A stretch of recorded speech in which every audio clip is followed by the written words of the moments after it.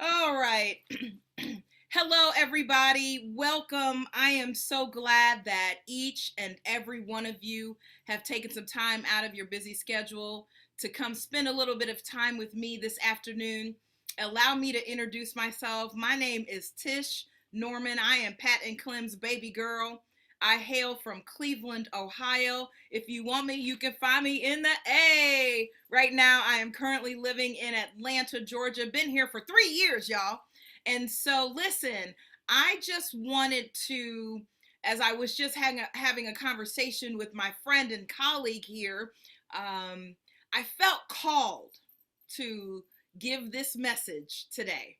I felt called as I even have another event to host tonight, to have December 29th, to have the end of this year as a time and an opportunity for me to share with you just some very personal and very intimate and very hopefully insightful stories that put me in a vulnerable place, but hopefully that will help someone that is listening.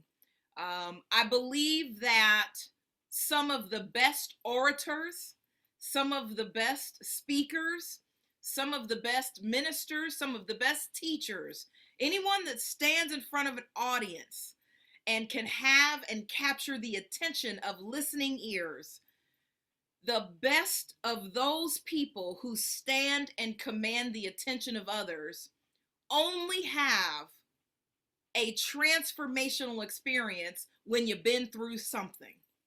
There have been many conversations that we have had in our lifetime, and one of them reminds me that I had just the other day. Reminds me of a conversation I had with a friend talking about an old Baptist church song. There used to be something in the black church called devotional, which would take place before church would start. And the deacons would come to the front of the church. And without any music, come on, there was no praise team. Without any music, the deacons would sing and set the tone. Hashtag set the tone. Somebody in the chat right now, right? Set the tone. The deacons would set the tone for that spiritual experience, right? And one of the songs that used to be sung in that time, the lyrics said, I've been lied on, cheated, talked about, and mistreated. And I say that to say, you don't really know. You can't really feel what that song means until you have been lied on, cheated, talked about, and mistreated. When I was 11, I would sing the song, but I didn't know what it meant. When I was 22, I heard the song, but I really didn't know what it meant. And so it wasn't until you go through something, it's not until you go through something that you can really use your platform as an influencer and as a change agent to help somebody else. So that is my objective tonight for my captive audience. And I'm so glad that you are here and you've chosen to take a little bit of time to spend with your girl. So listen, in 2016, I took a trip with a university department that we were going to an academic conference. And for those of you who are watching, I began my doctoral studies a while ago. I'm still in that race. Pray for your girl. Come on now. I began my doctoral studies, and here's the thing I learned about that, and I'll get back to the story. There's no cookie cutter version of attaining a terminal degree. You may have professors, you may have friends and colleagues that say, I did it in 3 years. Well, I did it in 10 years. Well, oh my God, it took me 15 years. Well, I did it in 6 programs. I was in 2 programs. Everyone's journey is different. There is no cookie cutter process from A to Z in anything in life, but specifically in something like that. So long story short, we were on a trip because several people in the department went to an educators conference, an academic conference for doctoral pursuance as well as current doctorals. We were on a plane, everybody, and I was kind of a little bit more mature than the other doctoral students. Many of them had come right out of undergrad, and they were, 24. Many of them had come out of not undergrad, but graduate school getting their master's. And so I had a couple years on a few of them. And of course, in my professional career, I fly a lot. Many of you watching right now know what I'm talking about. And as you fly a lot, you accrue miles, you accrue status. This is the only time you're going to hear this AKA say that she's a Delta girl, okay? Because I only fly Delta Airlines. And so Delta has treated me well. Let me give you the abbreviated version of that story. I got the upgrade on a long haul. We were flying from Atlanta at the time to Los Angeles, and I got a first class upgrade and complimentary first class upgrade. Oftentimes on those transatlantic flights, you may have a first class cabin that has the seats that go down into the beds. That happened to have been a plane we were on, one of those big 767s. So, of course, y'all know how it goes pre-COVID. Before we started boarding from the back front, you boarded first to the back. They called us to board, and there I go. I got the upgrade right then and there on the spot. Y'all, I got in my seat. I was excited. I'm like, yes, I get to fly 4 hours, take a nap if I want to, lay down, and land in LA refreshed. And then I thought, oh gosh, I'm with these PhDs. I'm with the head of the department. I'm with the person who created the doctoral program. Like, this person created the program. They wrote it out, the thing I'm in right now. I instantly got intimidated. So how many people know that Tish Norman is a real person? How many people know that I'm a real person just like you? I let the negative self-talk in my mind overtake the experience that I was having, and I looked around, and the quickest and the nearest bathroom that I found, I went and hid in the bathroom.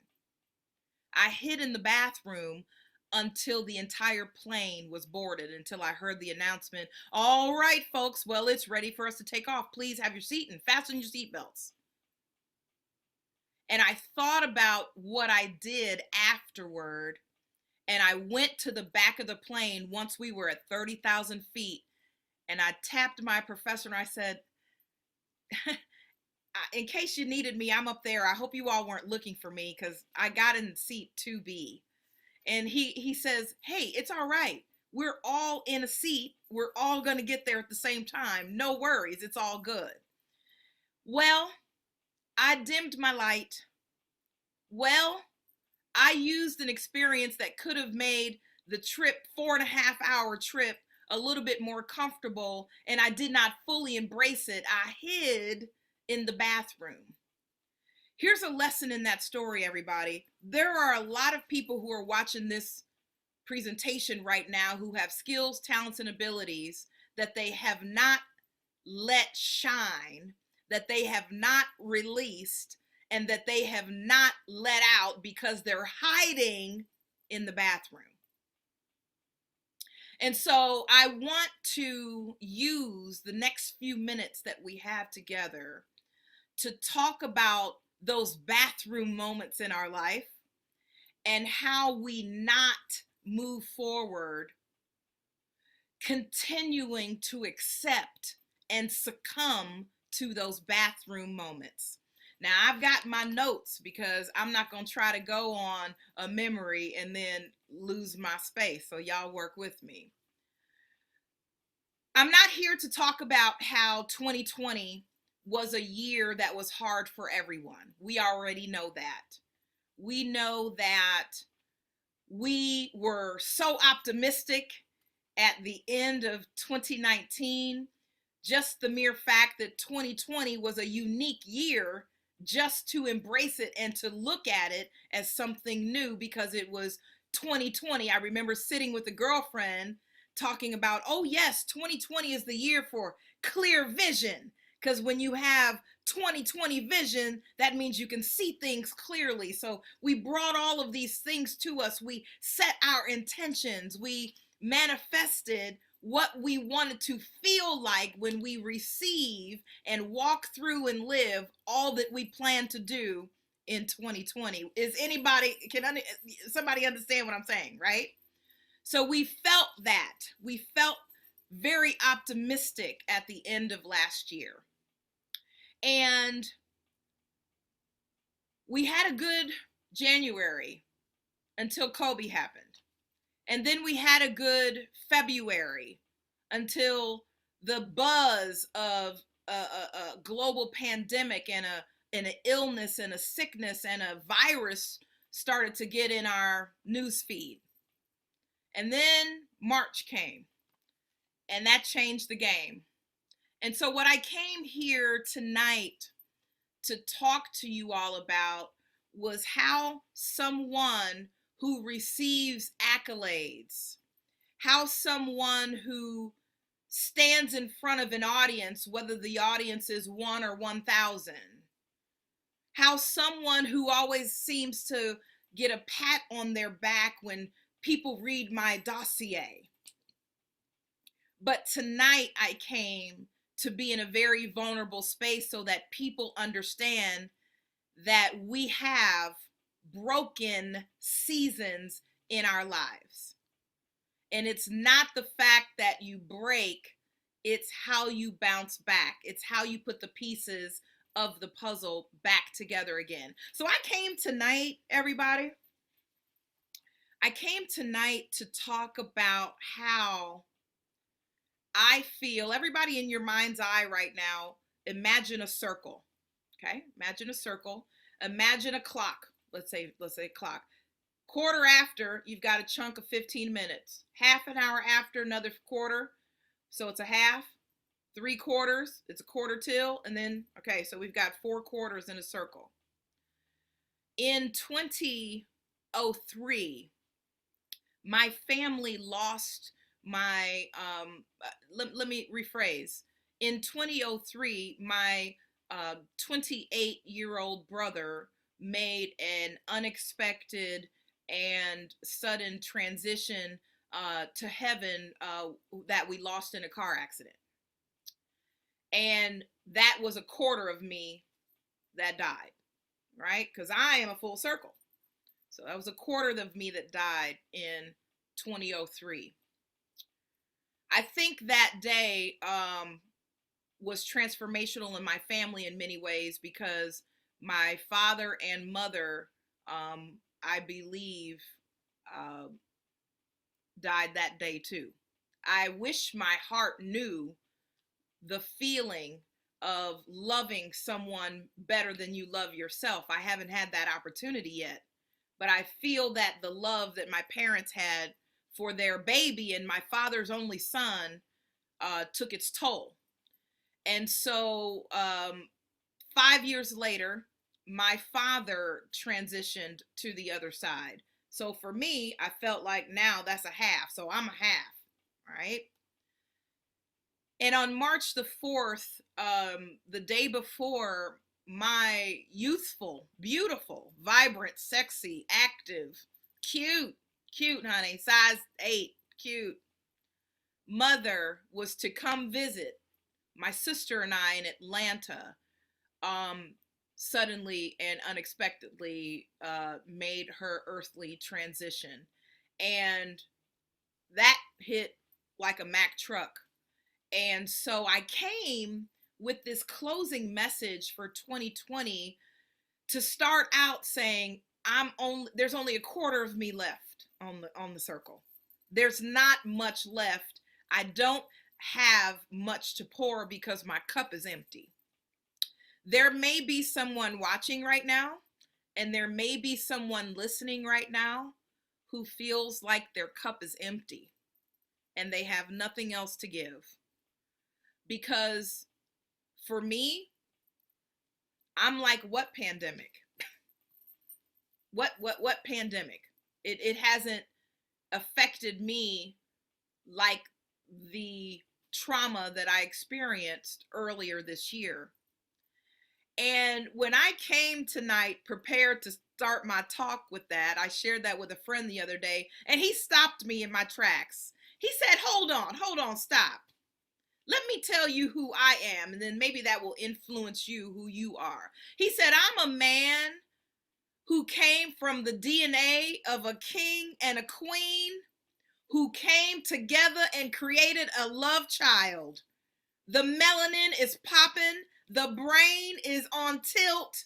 I am the manifestation of two people who came together in love, who manifested and created a human being. That's who I come from. And he named his father and he named his mother.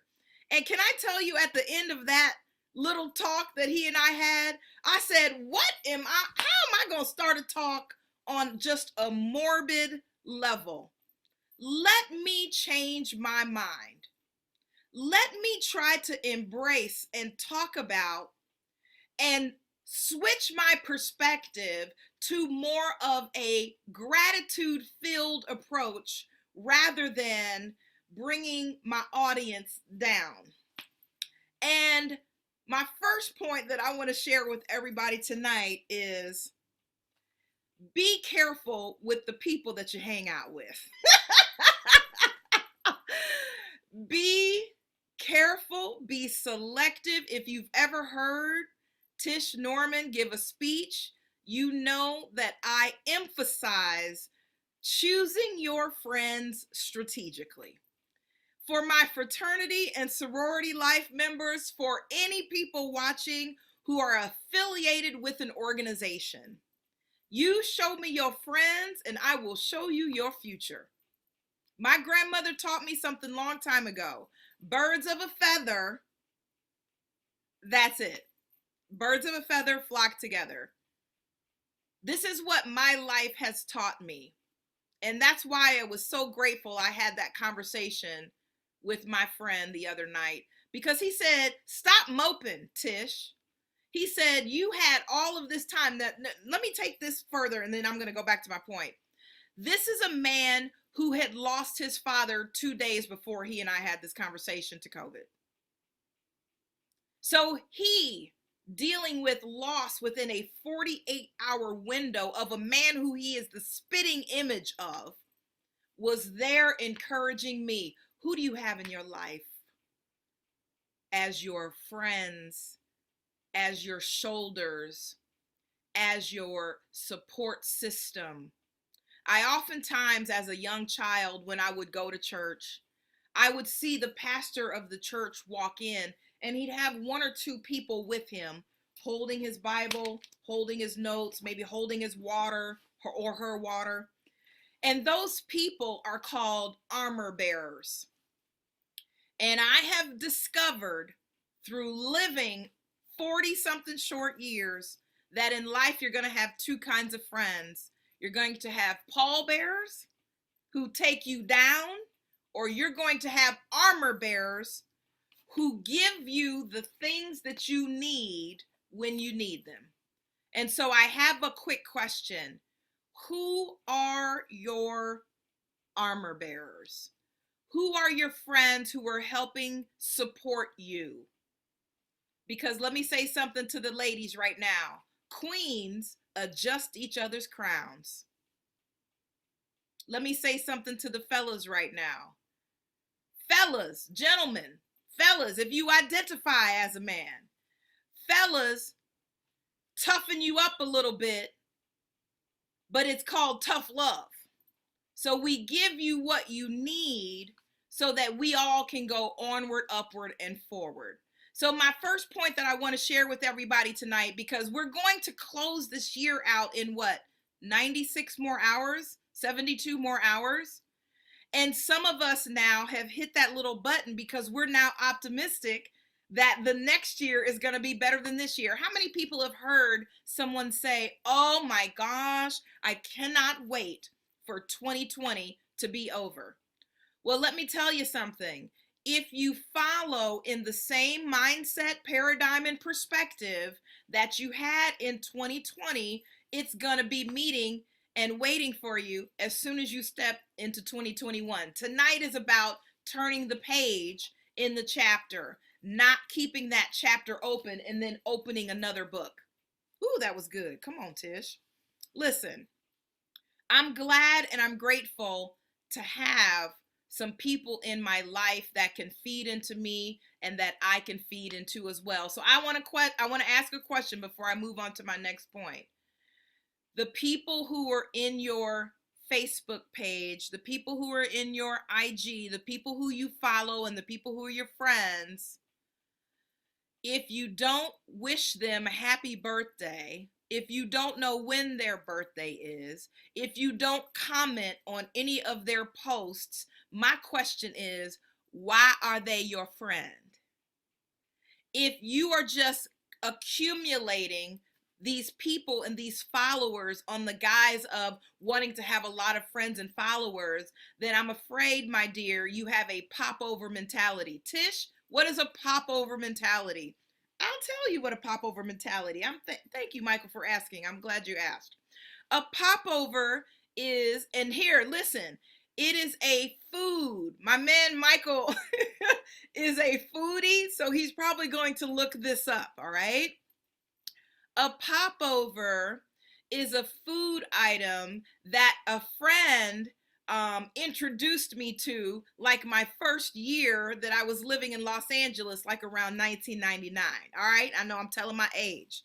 So when we got to LA, you gotta floss a little bit. I used to call it Floss Angeles, right?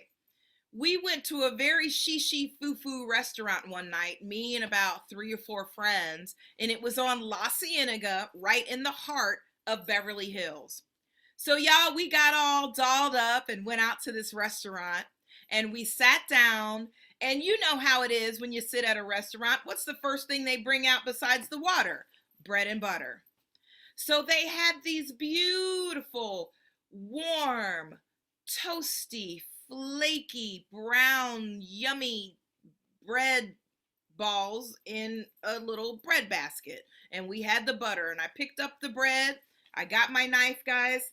I started to cut it open, and inside the bread, I'm thinking it was a yummy, gooey, roll like you get at the Golden Corral. Come on, Golden Corral fans. I cut it open, and it was hollow on the inside. A popover. Now here we were in the heart of Beverly Hills at a shishi fufu restaurant, looking like we had a lot of money, and we go and cut this bun open, and it was completely empty on the inside. So the bun had a great outward appearance, but it had no integrity. There was something missing on the inside. So y'all know I'm a researcher, right? I had to look it up. It's called a popover. So too many of us have a popover mentality where we look good from the outside, but we have no substance on the inside. I want friends with integrity. I don't want popover mentality friends. Come on, somebody. Let me continue to my next point. I gave a presentation a couple weeks ago, and I felt deep down inside that I did not drop the mic. I am someone who has been blessed and fortunate to have delivered a presentation, a keynote, a training in 45 of the 50 states and 14 countries across the globe. I have an extensive speaking, I guess if you want to say, dossier. And so I hold myself to a very high standard when it's time for me to get in front of an audience.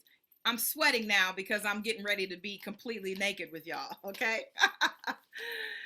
I felt like I didn't do as good of a job that I could have done in this speech and I let myself down. I called my sister, or came right to my hotel room, and I called my sister, and she said, I know how you feel. I've had those moments too. Why are you so hard on yourself? I'm so hard on myself because I know that I have a responsibility. Can I go back once again to setting the tone, like I said the deacons did at the top of the speech? As a speaker, as an influencer, as someone who commands the attention of an audience with the microphone, there's a high level of responsibility that goes along with that. My goal and my objective as a speaker is for me to leave my audience very different at the end of the speech than they were when they came in. And I felt like I didn't do that. We have to understand sometimes that this virtual world does not give us the real feedback in real time, just like an actor would have to understand being on stage on Broadway versus acting on camera. Broadway, you get the energy of the audience, you get the feedback, you get the real time, you get the faces, you get the expressions, you can feel the vibration in the room. As an actor, you're doing it for camera, very similar to what we're doing now. And unless you get some laughs from the audience, you're not getting that feedback until you read critics' reviews and things like that. Well, I got down on myself because I felt like I failed, and I felt like I could not talk to anybody about it. I felt like I could not open myself up and say, even at, come on somebody, even at this stage in the game, when I shouldn't fail, when I shouldn't have these insecure moments, I had one. And here's the miraculous thing about it.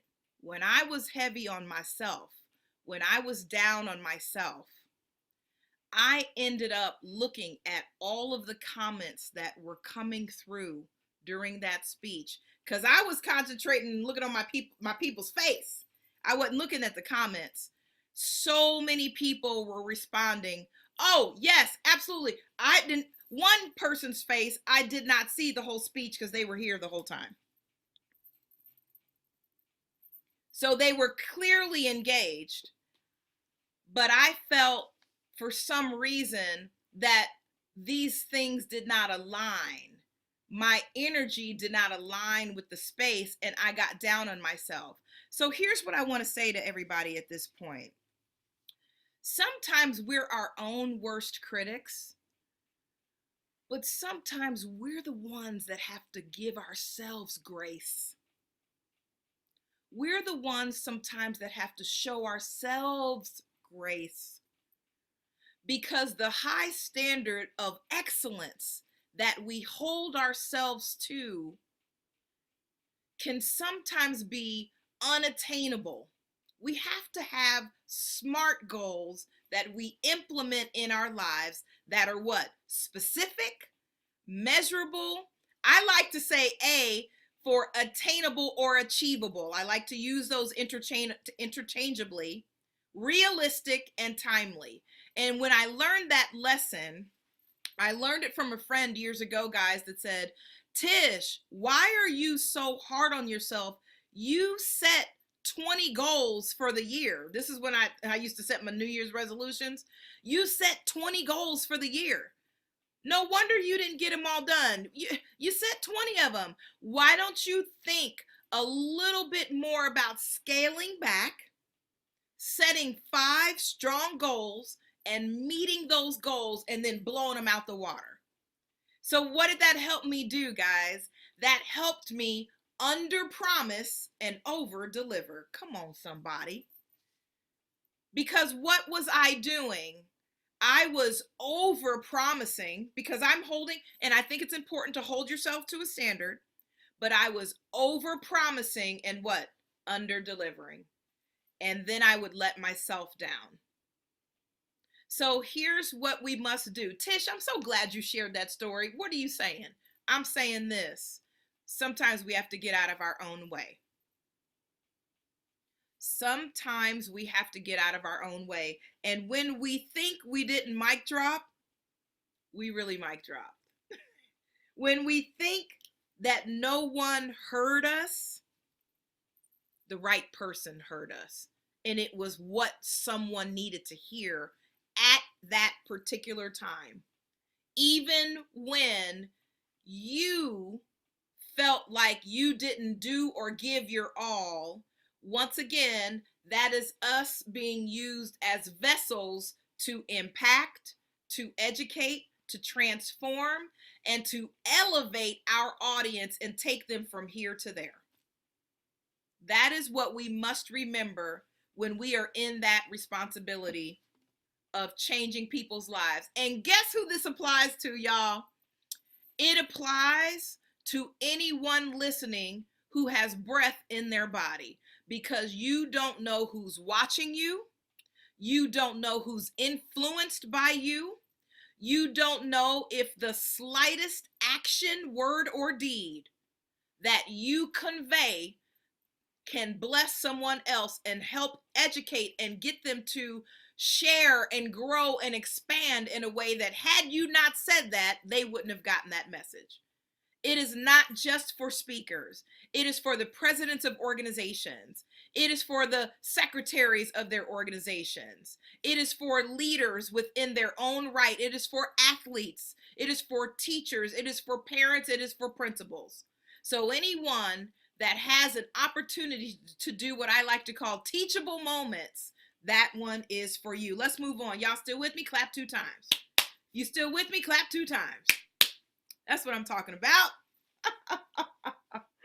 Okay, so what happened in 2020? Because we got to wrap this thing up soon. I'm glad y'all are still hanging out with me. What happened in 2020? What happened in the summer of 2020? I believe, just as you, that it's gone down in the history books of time, okay? We saw public lynchings. We saw social injustices. And guess what else we saw? We saw an entire global response to injustices that were taking place in these United States of America. 50 out of 50 states all protested. 18 countries across the globe poured out in thousands upon thousands of people chanting names of Black people whose lives were taken either at the hands of racist community members, racist cops, or injustice given without having full story. I'm talking about the case, of course, of Breonna Taylor in Louisville, Kentucky. What was ironic about Breonna Taylor is, number one, I was in Louisville the day that happened. We headed to Ohio to get the arrangements together for my mother. And on the way there, my sister and I, and y'all know my sister's a DJ and I'm a host, we spoke and had a job, a contract at the Alpha Kappa Alpha Central Regional Conference, where there were 6,000 women in Louisville, Kentucky. And I was hosting an event and my sister was DJing. The night of March the 13th, when I'm on stage hosting an event where sisterhood is flying through the air with the greatest of ease, this injustice was taking place about 5 miles from where we were in downtown Louisville, Kentucky. How ironic, right? And so what we saw from that, everybody, was a global response. And we saw, somebody put this in the chat, we saw humanity rising. We saw people connecting on a human level. We saw love rising. We saw peace rising. We saw connectedness and togetherness rising. And we saw it all over the world. I had my niece here who was a 20-year-old college student, and I felt there was no better way for her to get engaged with some good work and some activism than to take her to several of the marches that we saw and experienced that were going on here in Atlanta, Georgia. Never had she marched before. Never had she written signs and we sat on the floor and the carpet in my bedroom and got a big thick Sharpie and a big piece of white cardboard paper and wrote our signs out, put our masks on, and went out and stood on the streets and marched to the Capitol downtown Atlanta, Georgia. Out in the sun. We did 3 or 4 different ones. It was fantastic. And you know why it was fantastic? Because there were white, there were old, there were young, there were black, there were other people of color. I saw Asian women holding up signs that said Black Lives Matter. I saw white people waving flags that had a big peace sign on it. I saw humanity rising. And it was even in the midst of evil and racist behavior and anti-peace behavior, if you will, we saw our nation and our world come together. What's your role in that right now, listener? What is your role like that right now to educate and to continue to somehow put your hand in the fight for social justice, the fight for equity, so that every single person under the sun is treated in a way where humanity is rising in the spaces that they enter. We all have a responsibility in that matter. Let me tell you something else that happened this summer. 2 more things, and then we're going to wrap this thing up. And I'm so glad you're still here tuning in with me as we close out 2020. One thing that happened to me this summer, everybody, and this is one of the reasons that I love Atlanta. Atlanta is a place where I get to go outside and practice yoga.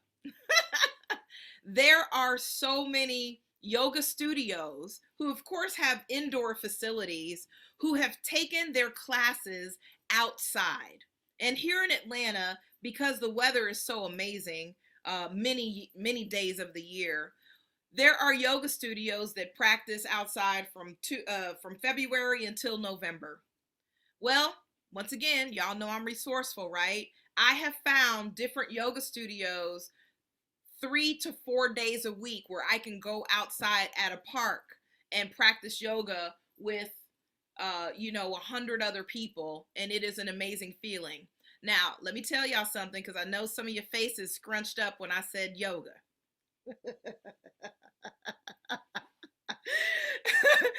I'm someone who fought yoga. I resisted, all right?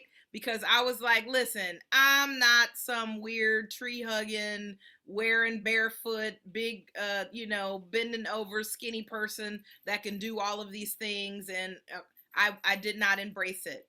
But I'll tell you what, one of the draws, and here's our learning lesson right here, guys. One of the draws that pulled me in from yoga was the teaching of mindfulness. Let's talk about mindfulness. You're sitting down listening to me right now. You're on a treadmill listening to me right now. You're in your office. You're laying in your bed. You're walking in a park around a track listening to me right now or watching me. Mindfulness is simply this. It's your acute awareness to all that is going on around you. The way that one of my yoga instructors teaches our class about mindfulness is she says, as you're sitting on the floor, feel the floor beneath you. Close your eyes. Hear the sounds that we hear out in this space. Feel your breath and your stomach rising and lowering. Concentrate to the sound of your breath. Smell the clear, crisp air. Don't have any thoughts except being in this place we're in right now. So your mindfulness is really awareness. In the same way, everybody, if we want to close out a year that some ways broke us, cleansed us, and made us stronger, we must employ, we must plug in, we must use mindfulness in our everyday activity as it relates to our personal growth and development. If we want to do like the 1960s activist Maurice Bishop said, forward ever and backward never, we must become mindful of all of the things that happen around us. Do you know what else yoga is about? Yoga is about acceptance. Yoga is about self-acceptance. Where you have self-acceptance, lack does not exist. You can't have both of those things in the same place. Comparison and self-acceptance can't occupy the same space. Because y'all know me, I'm thick in the thighs, all right, and thick in the belly. I am, my grandmother taught me, don't nobody like bones but a dog, right? So I won't have a problem with that when that time happens, okay? Let me just tell you. Well, I went into the class self-conscious. Come on, somebody. I was having a bathroom moment. And I went, oh my gosh, all these people in this class are thin. Everybody can do the downward dog with their heels down. Everybody can do these headstands. All these people are so flexible. Everyone is here. And in here is a yogi. I'm just getting started. One of the things that set my mind at ease when it was going a mile a minute was the fact that the yoga instructor said, yoga is about self-acceptance. If you can't do a stretch full out, guess what? It's okay. Go as far as you can.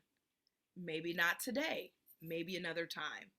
And so it helped me self-accept for the space that I was in, even after this very tumultuous year of 2020. So y'all, I immersed myself in going to yoga practices at least 3 times a week because it helped center me. It helped ground me. Can I go back to an earlier point? It helped me get out of my way because the blocks that I was setting up were starting to build and they were getting too hard and too high to climb. And so yoga practice helped me embrace who I was with what I have and where I was at that time.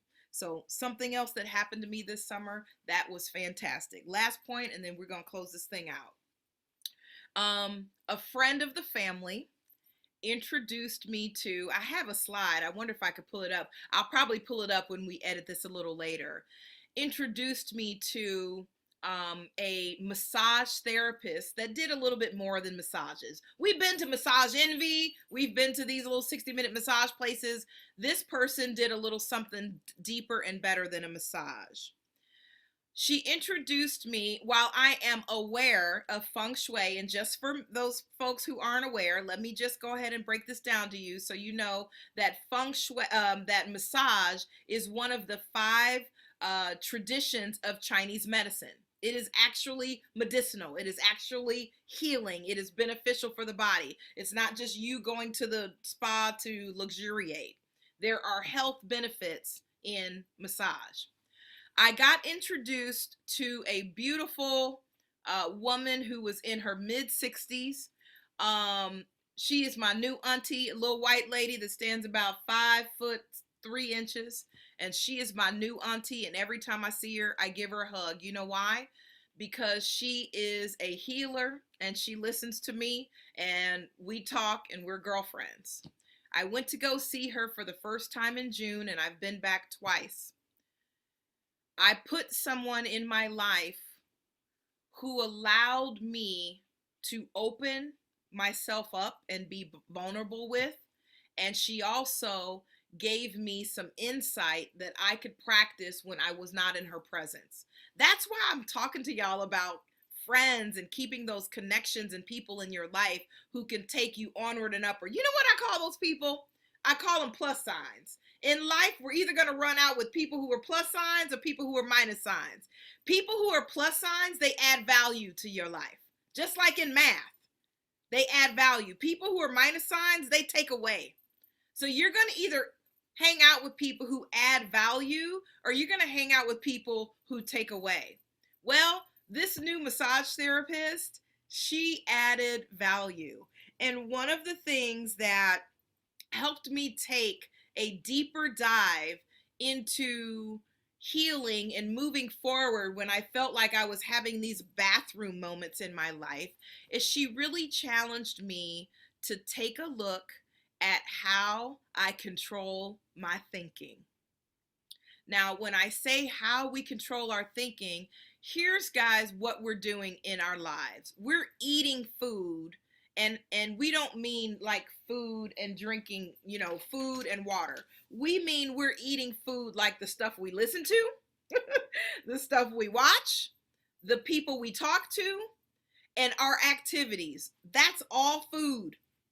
My man Mike talks about being a foodie in the form of consuming food, but how many people know what you watch on TV you consume too?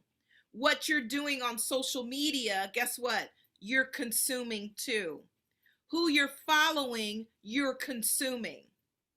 The thoughts that go in our heads, the negative self-talk, the talk that doesn't build us up but breaks us down, that's a consuming thought. Like we're consuming it, we're putting it in our system.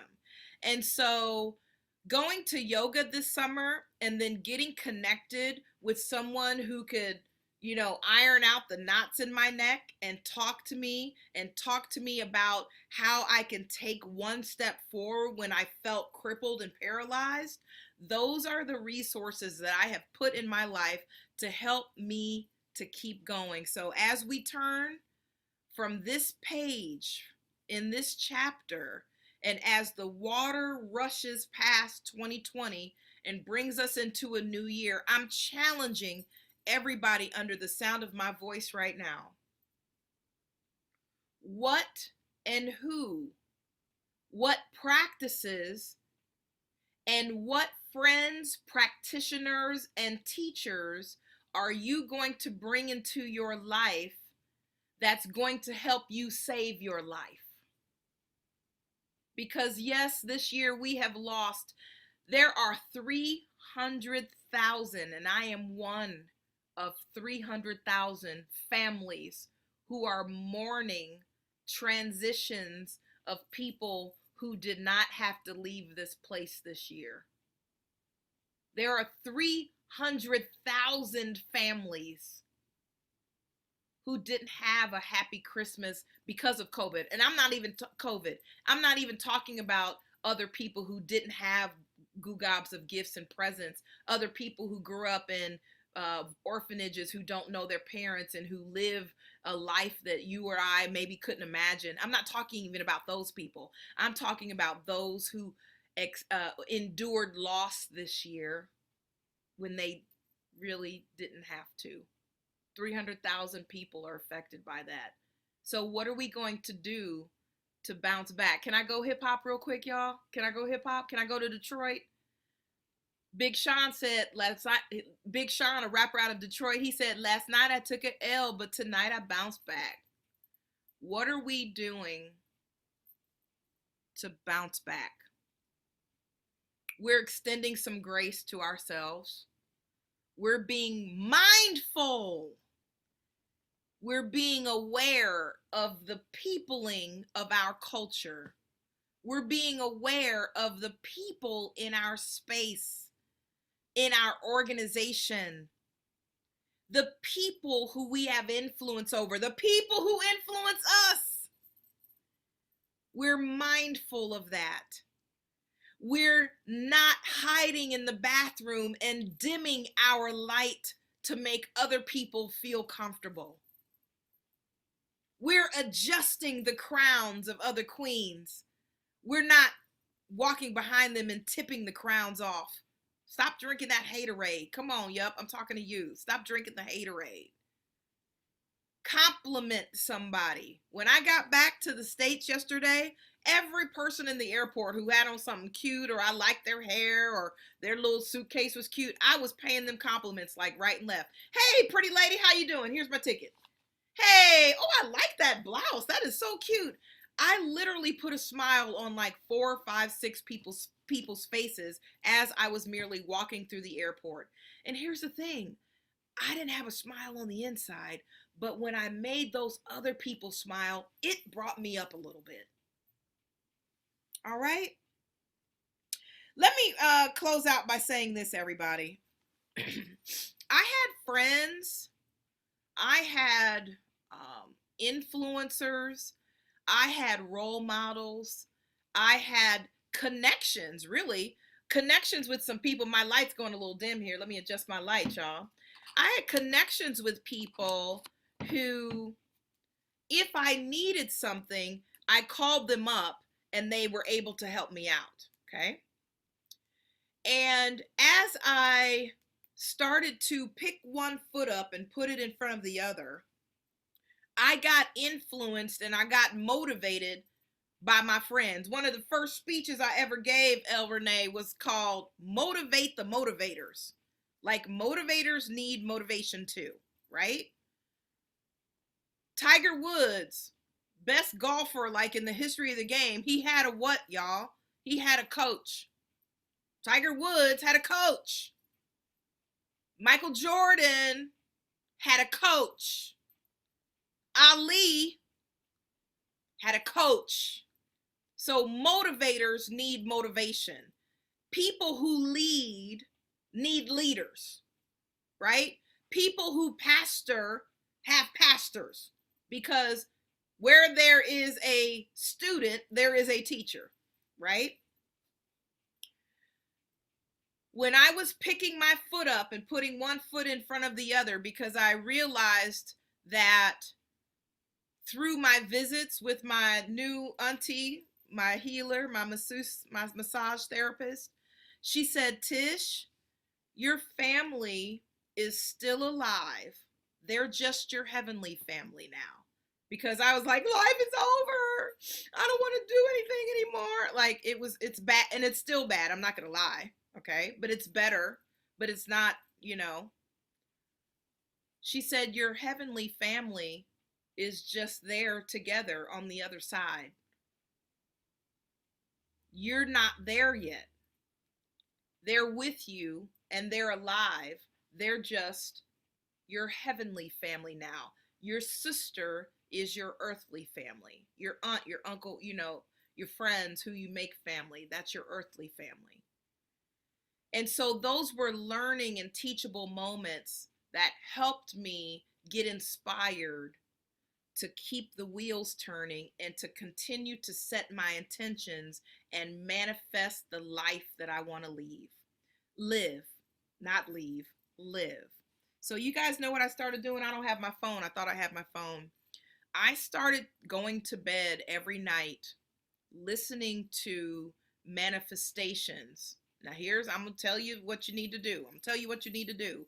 If you're not in a place now in your life that you want to be in, if you're not in a place right now where you are living what the record came out a couple years ago, living your best life, we have the power to draw those things to us. If we act like it, speak it, talk it, walk it. Remember that song that was out a couple years ago? Walk it like I talk it. Walk it like I, right? Walk it like I, that's all that song means. For as a man thinketh, so is he. So we have to draw those things to us by thinking it, acting like it, feeling it, believing that it's already ours, speaking it, living it, breathing it, and not living what we have now, but living as if we already have the things that bring us peace, joy, and happiness. Now listen, this is not a glorification of materialism. This is not a glorification of things. I'm not saying, oh, I'm happy if I got the Rover. Oh, I'm happy if I got $800,000 in my savings account. I'm happy if I have Gucci, Fendi, and labels. No, ma'am. No, sir. I'm not saying that. What I'm saying is it's actually the stuff that's priceless. It's peace of mind.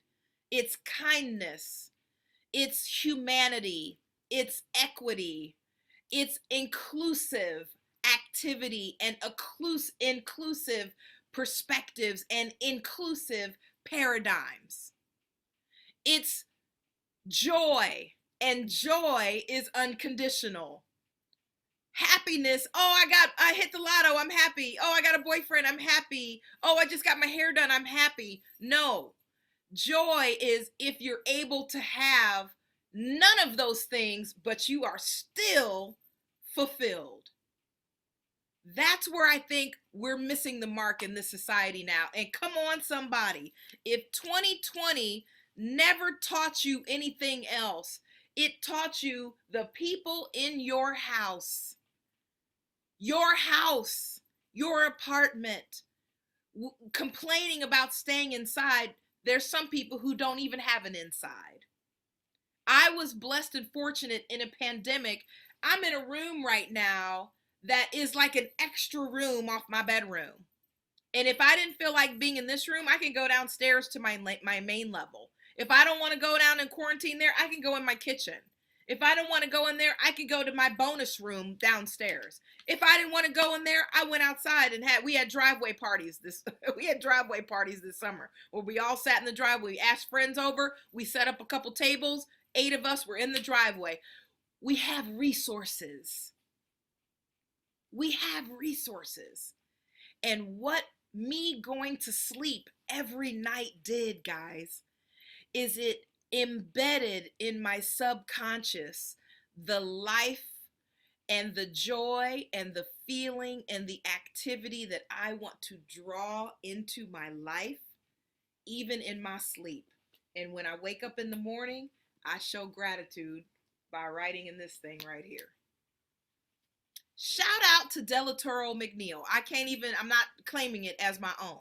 Shout out to Delatoro McNeil, who I sat on a panel with this summer, who said he doesn't write a journal like, 3-4 pages. He says, every morning when I get up, I just do 10 things. He said, I just do 10 and then I keep going. 10 things. I take a minute. And I know you can't see this, but I literally have numbers 1 through 10. I just started waking up in the morning. I had gone to Nordstrom Rack. Come on, I'm balling. I'm superstar in my mind, even though it's not in my pocketbook yet. So this is Kate Spade, but it's from Nordstrom Rack.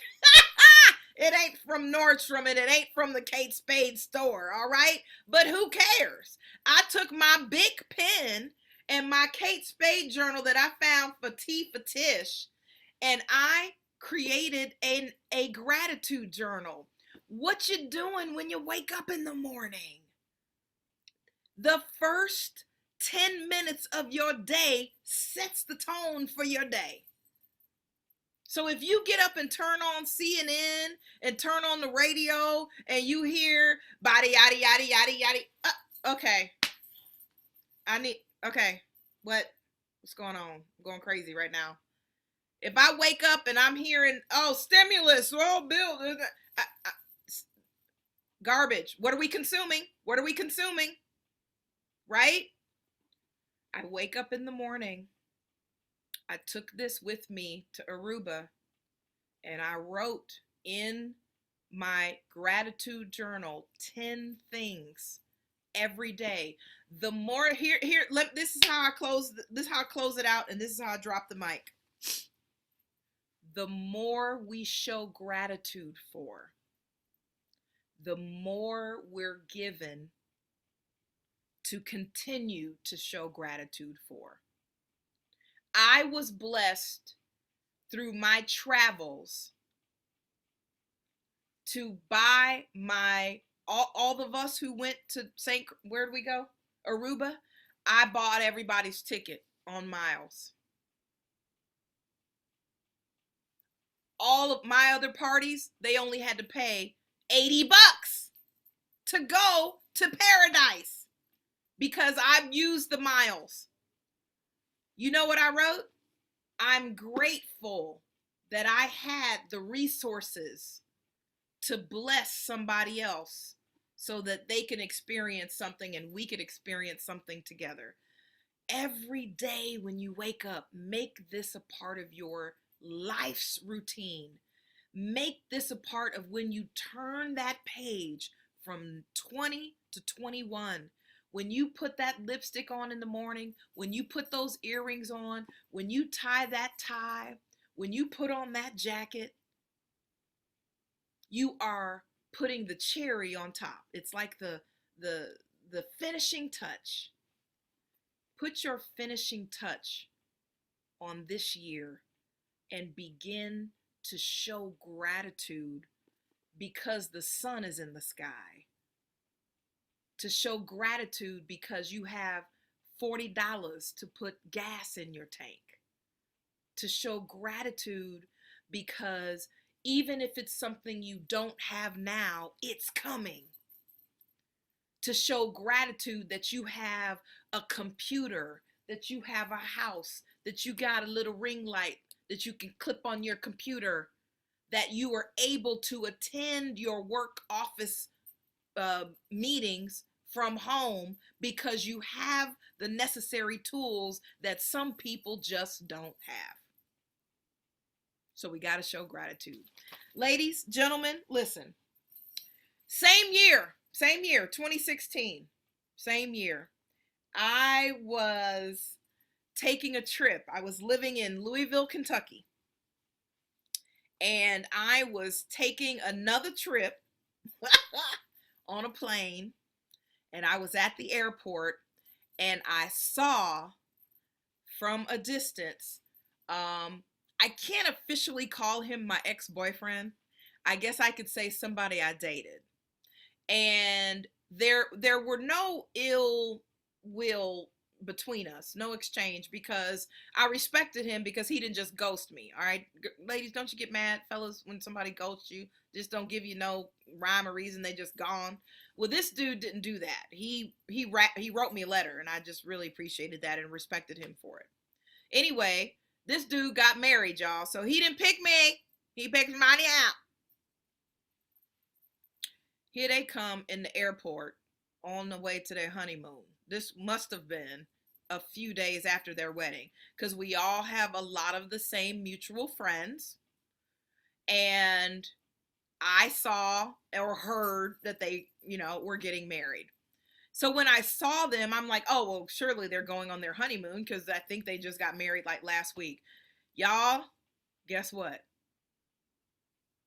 I went and hid in the bathroom. Michael, why are you laughing at me? Wait, you can't hide.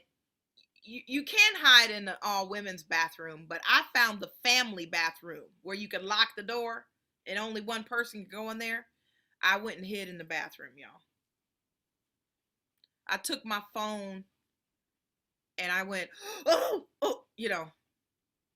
and I called up my sorority sister and I was like, oh my God, so-and-so and so-and-so are here and they're getting on the plane. Like they were at the gatehouse. We were going to be on the same plane. And do you know what my friend said, my line sister? She said, well, do you look cute? Do you have on lipstick? After I finished laughing, I was like, no, but I'm putting some on now, right? She said, now go back out there, and when you see them, say, hey, don't act funny,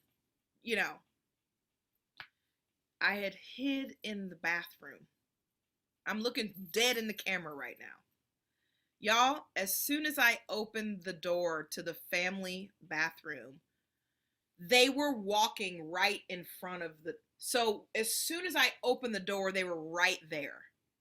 Both of them. And I went, hi, congratulations. I hadn't learned to not hide in the bathroom.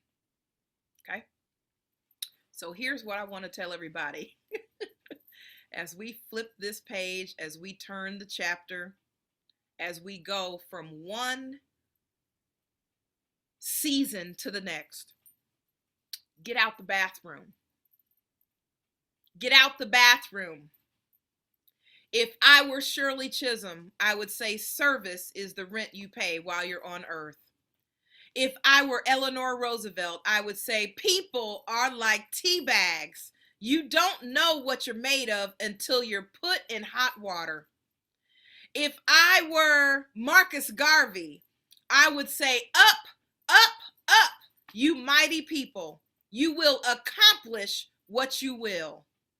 If I were Eminem, I would say you only got one shot. Do not miss this opportunity. It only comes once in a lifetime. If I were Anna Julia Cooper, I would say when and where I enter, the entire race enters with me. But since I'm just Tish Norman, I'm going to say that I'm going to do something in this lifetime that had I never been born, it would have never happened. But we can't do that until we get out the bathroom. Thank you all so much. I'm glad you tuned in. I'm so grateful. Thank you for chatting it out. Thank y'all for staying with your girl. And thank you for closing out this year and opening ourselves up to manifestation, intention setting, healing, forward movement, love, joy, and all of the happiness that our hearts and minds can stand.